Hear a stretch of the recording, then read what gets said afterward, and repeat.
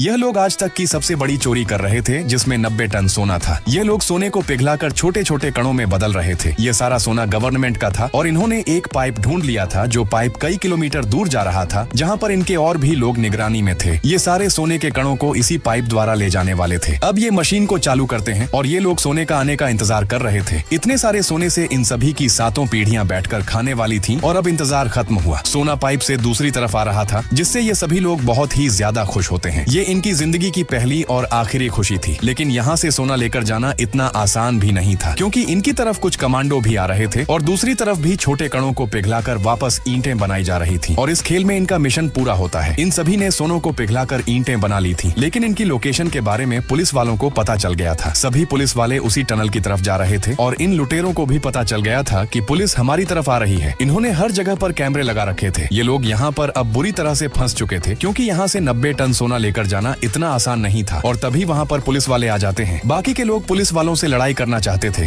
लेकिन इनका लीडर लड़ाई करने से मना करता है। ये सभी अपने हाथ ऊपर कर कर खड़े थे। आखिरकार ये पकड़े गए। इनकी महीनों की मेहनत बर्बाद हो चुकी थी। वो पूरा 90 टन सोना पुलिस वाले लेकर यहाँ से चले जाते हैं और इनको अपनी गाड़ी में बैठा लेते हैं। और तभी इनके लीडर को पता चलता है कि ये लोग यहाँ पर 20 मिनट से बैठे हुए हैं और इनको अब बहुत बड़ा झटका लगने वाला था। अब ये लोग फटाफट गाड़ी के दरवाजे को तोड़कर बाहर आते हैं और बाहर आने के बाद इनको पता चलता है कि वो सभी नकली पुलिस वाले थे और इनका पूरा ट्रक से भरा सोना भी यहाँ से लेकर भाग गए थे। इस कहानी में इनसे भी बड़ा कोई चोर था। इन सभी को बहुत बड़ा झटका लगा था। ये आज तक की सबसे बड़ी चोरी थी। शायद वो 90 टन सोना इनकी किस्मत में ही नहीं था, लेकिन ये लोग सोने को इतनी आसानी से किसी गहरे के हाथ में नहीं जाने देंगे। अब ये लोग उनका पीछा करते हैं। इन्होंने अपने सोने के ट्रक में GPS लगा रखा था और अपनी बाकी की टीम को भी बताते हैं कि हमारा सोना चोरी हो चुका है। और थोड़ी देर बाद ये लोग उस लोकेशन तक पहुंच जाते हैं। अब ये लोग ट्रक में उन लोगों को ढूंढते हैं, लेकिन वहाँ पर